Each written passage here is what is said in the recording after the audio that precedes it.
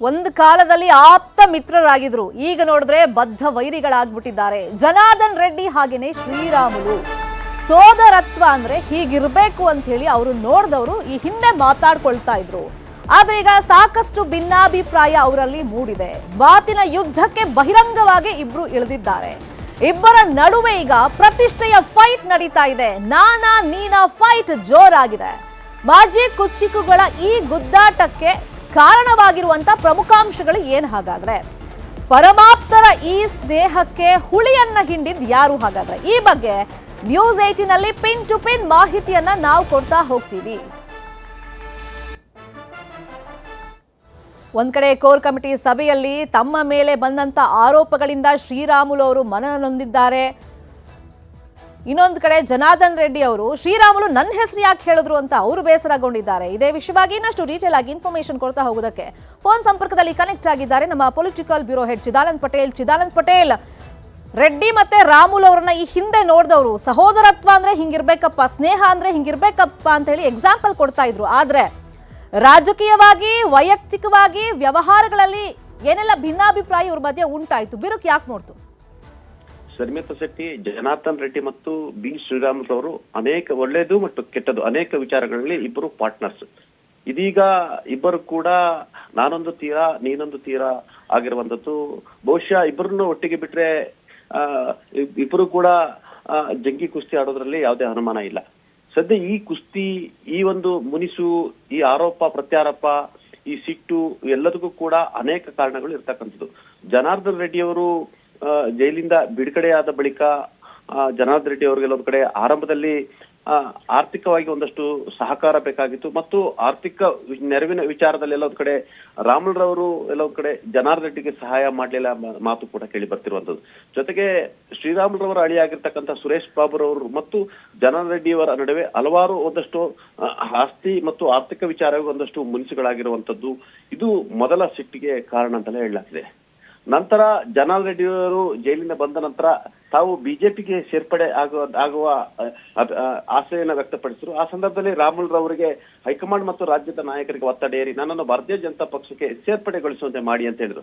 ಆದ್ರೆ ಶ್ರೀರಾಮುಲುರವರು ಎಲ್ಲ ಒಂದ್ ಕಡೆ ಜನಾರ್ದನ್ ರೆಡ್ಡಿ ಅವರ ಮೇಲೆ ಅಕ್ರಮ ಗಣಿಗಾರಿಕೆ ಆರೋಪ ಇರತಕ್ಕಂಥದ್ದು, ನಾನು ಹೋಗಿ ಹೈಕಮಾಂಡ್ ಅವ್ರನ್ನ ಮನವೊಲಿಸಲಿಕ್ಕೆ ಸಾಧ್ಯ ಇಲ್ಲ ಎಂಬ ಅಂಜಿಕೆ ಮತ್ತು ಹೆದರಿಕೆಯಿಂದ ಮುಗುಮಾಗಿ ಇದ್ರು. ಇದು ಕೂಡ ಜನಾರ್ದನ್ ರೆಡ್ಡಿ ಅವ್ರನ್ನ ಕೆರಳಿಸ್ತು.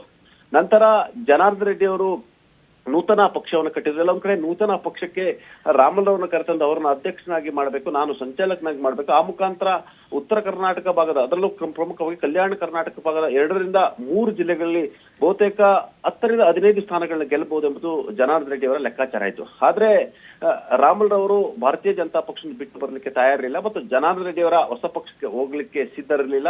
ಆ ಮುಖಾಂತರ ಬಿಜೆಪಿಯಲ್ಲಿ ಉಳಿದುಕೊಂಡಿದ್ದು ಜನಾರ್ದನ್ ರೆಡ್ಡಿ ಅವರಿಗೆ ಒಂದಷ್ಟು ಕೆರಳಿಸ್ತು. ಈ ಎಲ್ಲದರ ನಡುವೆ ಕೂಡ ಜನಾರ್ದನ್ ರೆಡ್ಡಿ ಅವರಿಗೆ ಬಳ್ಳಾರಿಗೆ ಬರ್ಲಿಕ್ಕೆ ಕೂಡ ಕೋರ್ಟು ಅವಕಾಶ ಕೊಡ್ತು. ಆದ್ರೆ ಬಳ್ಳಾರಿಗೆ ಬಂದು ಜನಾರ್ದನ್ ರೆಡ್ಡಿ ಬರ್ಲಿಕ್ಕೆ ಸಿದ್ಧರಾದ ಸಂದರ್ಭದಲ್ಲಿ ಶ್ರೀರಾಮುಲು ಅವರಿಗೆ ಅದ್ದೂರಿಯಾಗಿ ಯಾವುದೇ ರೀತಿಯ ಸ್ವಾಗತವನ್ನ ಮಾಡಲಿಲ್ಲ. ಇದು ಕೂಡ ಅವರ ಸಿಟ್ಟಿಗೆ ಕಾರಣ ಆಯ್ತು ಅಂತಲೇ ಹೇಳಲಾಗ್ತಿದೆ. ಈ ಎಲ್ಲದರ ನಡುವೆ ಶ್ರೀರಾಮುಲು ಮತ್ತು ಜನಾರ್ದನ್ ರೆಡ್ಡಿ ಅವರು, ಶ್ರೀರಾಮುಲು ಅವರು ಸಚಿವರಾದಂತ ಸಂದರ್ಭದಲ್ಲೂ ಕೂಡ ಜನಾರ್ದನ್ ರೆಡ್ಡಿ ಅವರು ಬಳ್ಳಾರಿಯ ಅನೇಕ ವಿಚಾರಗಳು, ಆಡಳಿತಾತ್ಮಕ ವಿಚಾರಗಳಲ್ಲಿ ಮೂಗು ತೂರಿಸಿದ್ರು ಅಂತ ಹೇಳಲಾಗ್ತಿದೆ ಮತ್ತು ಹಲವಾರು ವರ್ಗಾವಣೆ ವಿಚಾರದಲ್ಲಿ ಕೂಡ ರಾಮುಲು ಅವರಿಗೆ ಸಲಹೆಯನ್ನು ಕೊಟ್ಟರು ಅಂತ ಹೇಳಲಾಗ್ತಿದೆ. ಆರಂಭದಲ್ಲಿ ಕೇವಲ ಸಲಹೆಯನ್ನು ತೆಗೆದುಕೊಂಡ್ರು. ನಂತರ ದಿನಗಳೆಲ್ಲ ಒಂದ್ ಕಡೆ ಜನಾರ್ದನ್ ರೆಡ್ಡಿ ಹೇಳಿದಂತೆ ನಾನು ಬಳ್ಳಾರಿ ಉಸ್ತುವಾರಿ ಕೆಲಸವನ್ನ ಮಾಡಿದ್ರೆ ಬಹುಶಃ ಅದು ಮುಂದೆ ನನಗೆ ತೊಡಕಾಗ್ಬೋದು ಎಂಬ ಆತಂಕದಿಂದ ಶ್ರೀರಾಮುಲು ಕೊನೆ ದಿನಗಳಲ್ಲಿ ಜನಾರ್ದನ್ ರೆಡ್ಡಿಗೆ ಸೊಪ್ಪು ಹಾಕಲಿಲ್ಲ ಎಂಬ ಮಾತು ಕೂಡ ಕೇಳಿ ಬಂದ. ಆಗ ಜನಾರ್ದನ್ ರೆಡ್ಡಿ ಮತ್ತು ಶ್ರೀರಾಮುಲು ನಡುವೆ ಬಿರುಕು ದೊಡ್ಡ ಮಟ್ಟಕ್ಕೆ ಆಯ್ತು ಅಂತ ಹೇಳಲಾಗ್ತದೆ. ಈ ಎಲ್ಲಾ ಬೆಳವಣಿಗೆ ನಡುವೆ ಲೋಕಸಭೆ ಚುನಾವಣೆಯಲ್ಲಿ ಕೂಡ ಜನಾರ್ದನ್ ರೆಡ್ಡಿ ರಾಮುಲು ಪರವಾಗಿ ಕೆಲಸವನ್ನ ಮಾಡಲಿಲ್ಲ ಮತ್ತು ಎಲ್ಲ ಒಂದ್ ಕಡೆ ಒಂದಷ್ಟು ಮತ ತರಿಸಲಿಕ್ಕೂ ಕೂಡ ಪ್ರಯತ್ನ ಮಾಡಲಿಲ್ಲ ಎಂಬ ಮಾತು ಕೂಡ ಕೇಳಿ ಬಂತು ಮತ್ತು ರಾಮುಲು ಅಳಿಯ ಸುರೇಶ್ ಬಾಬುರವರ ಕೂಡ್ಲಿಗೆ ಸೋಲಿಗೆ ಕೂಡ ಜನಾರ್ದನ್ ರೆಡ್ಡಿ ಕಾರಣ ಎಂಬ ಆರೋಪ ಕೂಡ ಕೇಳಿ ಬಂತು. ಈ ಎಲ್ಲ ಬೆಳವಣಿಗೆ ನಡುವೆ ಸಂಡೂರು ಉಪಚುನಾವಣೆಯಲ್ಲಿ ಕೂಡ ರಾಮುಲು ದಿವಾಕರ್ ಅವರ ಪರವಾಗಿ ಟಿಕೆಟ್ ಕೊಡಿಸ್ಲಿಕ್ಕೆ ಲಾಬಿಯನ್ನ ಮಾಡಿದ್ರು. ಆದ್ರೆ ಜನಾರ್ದನ್ ರೆಡ್ಡಿ ಪಟ್ಟು ಹಿಡಿದು ಬಂಗಾರಿ ಹನುಮಂತರವರಿಗೆ ಟಿಕೆಟ್ ಅನ್ನು ಕೊಡಿಸಿದ್ರು.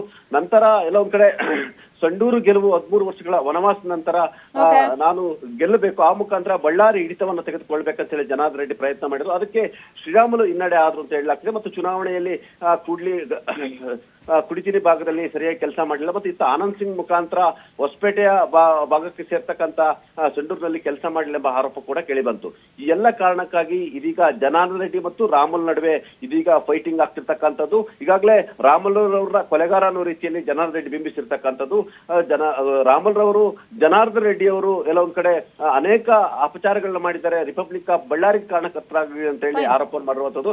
ಹಲವಾರು ವಿಚಾರಗಳಲ್ಲಿ ಎಲ್ಲ ಒಂದ್ ಕಡೆ ಸಾಮಾನ್ಯ ಭಾಷೆ ಅಂತ ಕ್ರೈಮ್ ಪಾರ್ಟ್ನರ್ ಯಾವಾಗ ಅಂತ್ಯ ಬೀಳುತ್ತೆ ಅಂತ ಕಾದ್ ನೋಡೋಣ, ಮುಂದಿನ ಬೆಳವಣಿಗೆ ಫಾಲೋ ಅಪ್ ಮಾಡೋಣ. Thank you so much Chidanand Patel ತಮ್ಮೆಲ್ಲ ಇನ್ಫಾರ್ಮೇಶನ್ಗೆ. ಇನ್ನು ಬಿಜೆಪಿಯಲ್ಲಿ ತನಗೆ ಮನ್ನಣೆ ಸಿಗ್ತಾ ಇಲ್ಲ, ಹಾಗಾಗಿ ತಾನು ಏನ್ ಮಾಡಬೇಕು ಅನ್ನೋ ಕುರಿತಂತೆ ರಾಜಕೀಯವಾಗಿ ಈಗ ರಾಮುಲು ಕೆಲವೊಂದು ನಿರ್ಧಾರವನ್ನ ಕೈಗೊಳ್ಳೋದಕ್ಕೆ ಬೇಕಾದಂತ ತಯಾರಿಗಳನ್ನ ಮಾಡ್ಕೊಳ್ತಿದ್ದಾರೆ.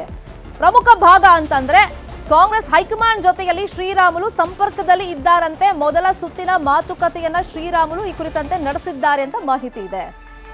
ಇಲ್ಲಿ ರಾಜಕೀಯವಾಗಿ ಅವ್ರ ಲೆಕ್ಕಾಚಾರ ನೋಡೋದಾದ್ರೆ ಈಗ ಜನಾರ್ದನ್ ರೆಡ್ಡಿ ಜೊತೆ ಮನಸ್ಸಿದೆ, ತಾನು ಬಿಜೆಪಿಯಲ್ಲೇ ಉಳ್ಕೊಂಡು ಯಾವ್ದಾದ್ರು ಕ್ಷೇತ್ರದಿಂದ ಮುಂದಿನ ದಿನಗಳಲ್ಲಿ ಟಿಕೆಟ್ ಅನ್ನ ತಗೊಂಡ್ರು ಕೂಡ ಮುಂದಿನ ಚುನಾವಣೆ ಗೆಲ್ಲೋದಕ್ಕೆ ತನಗೆ ಕಷ್ಟ ಅನ್ನೋ ಲೆಕ್ಕಾಚಾರದಲ್ಲಿ ಶ್ರೀರಾಮುಲು ಇರೋದ್ರಿಂದ ಬಿಜೆಪಿ ತೊರೆಯೋದಕ್ಕೆ ಯೋಚನೆಯನ್ನ ಮಾಡ್ತಾ ಇದ್ದಾರೆ. ಇನ್ಫ್ಯಾಕ್ಟ್ ಈ ಕುರಿತಂತೆ ಅವರು ಸ್ಟೇಟ್ಮೆಂಟ್ ಅನ್ನು ಕೊಟ್ಟಿದ್ರು.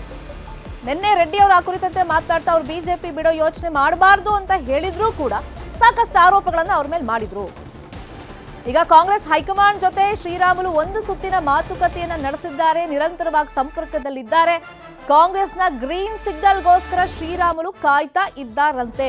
ಶ್ರೀರಾಮುಲು ಜೊತೆಯಲ್ಲಿ ಹಲವು ಬಿಜೆಪಿಗರು ಕಾಂಗ್ರೆಸ್ಗೆ ಹೋಗ್ತಾರೆ ಅಂತ ನಿರೀಕ್ಷೆಗಳಿದೆ. ಶ್ರೀರಾಮುಲು ಮನವೊಲಿಕೆಗೆ ಬಿಜೆಪಿ ನಾಯಕರು ಕೂಡ ಸರ್ಕಸ್ ಅನ್ನ ಮಾಡ್ತಾ ಇದ್ದಾರೆ. ಶ್ರೀರಾಮುಲು ಜೊತೆಯಲ್ಲಿ ಮಾಜಿ ಶಾಸಕ ಟಿ.ಎಚ್. ಸುರೇಶ್ ಬಾಬು, ಮಾಜಿ ಸಂಸದ ಸಂಗಣ್ಣ ಸಣ್ಣ ಫಕೀರಪ್ಪ ಕೂಡ ಈಗ ಕಾಂಗ್ರೆಸ್ ಸೇರ್ಪಡೆ ಸಾಧ್ಯತೆ ಇದೆಯಂತೆ. ಜೊತೆಗೆ ಇನ್ನೊಂದಿಷ್ಟು ಜನ ಬರಬಹುದು ಕಾರ್ಯಕರ್ತರು ಅನ್ನೋ ಲೆಕ್ಕಾಚಾರದಲ್ಲೂ ಕೂಡ ಇವಾಗ ಶ್ರೀರಾಮುಲು ಅವರು ಇದ್ದಾರೆ. ಇನ್ನೊಂದು ಕಡೆ ಅವ್ರನ್ನ ಬಿಜೆಪಿಯಲ್ಲೇ ಉಳಿಸ್ಕೊಳ್ಬೇಕು ಅಂತ ಹೇಳಿ ಪ್ರಯತ್ನಗಳು ಕೂಡ ಬಿಜೆಪಿ ನಾಯಕರಿಂದ ಮುಂದುವರೆದಿದೆ. ಜೆ.ಪಿ. ನಡ್ಡಾ ಅವರೇ ಅವರಿಗೆ ಕಾಲ್ ಮಾಡಿದಾರಂತೆ, ದುಡುಕಿ ನಿರ್ಧಾರ ಕೈಗೊಳ್ಬೇಡಿ, ನಿಮ್ಮ ಸಮಸ್ಯೆ ಏನೇ ಇದ್ರೂ ಕೂಡ ನಾವು ಪರಿಹರಿಸೋಣ ಅಂತೆಲ್ಲ ಹೇಳಿದಾರಂತೆ.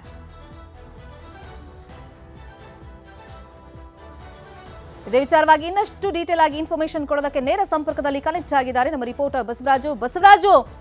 ಈಗ ರೆಡ್ಡಿ ಜೊತೆ ಮುನಿಸಿನಿಂದಾಗಿ ತಮ್ಮ ರಾಜಕೀಯ ಭವಿಷ್ಯಕ್ಕೆ ಪೆಟ್ಟು ಬೀಳುತ್ತೆ ಅಂತ ನಿರೀಕ್ಷೆಯಲ್ಲಿರುವಂತ ರಾಮುಲು ಅವರು ಈಗ ಕಾಂಗ್ರೆಸ್ ಸೇರೋದಕ್ಕೆ ಯಾವ ತರ ತಯಾರಿಗಳನ್ನು ಮಾಡ್ಕೊಳ್ತಾ ಇದ್ದಾರೆ, ಅವ್ರ ಜೊತೆ ಯಾರೆಲ್ಲ ಸೇರುವಂತ ನಿರೀಕ್ಷೆ ಇದೆ? ಖಂಡಿತ ಶ್ರೀಯುತ 4 ದಶಕಗಳ ಕಿತ್ತುಗಳಾಗಿರ್ತಕ್ಕಂಥ ಬಳ್ಳಾರಿಯ ಮಾಜಿ ಸಚಿವ ಇರ್ತಕ್ಕಂಥ ಜನಾರ್ದನ್ ರೆಡ್ಡಿ ಶ್ರೀರಾಮುಲು ನಡುವೆ ಸಾಕಷ್ಟು ಈಗ ಬಿರುಕು ಕೂಡ ಉಂಟಾಗಿರ್ತಕ್ಕಂಥದ್ದು.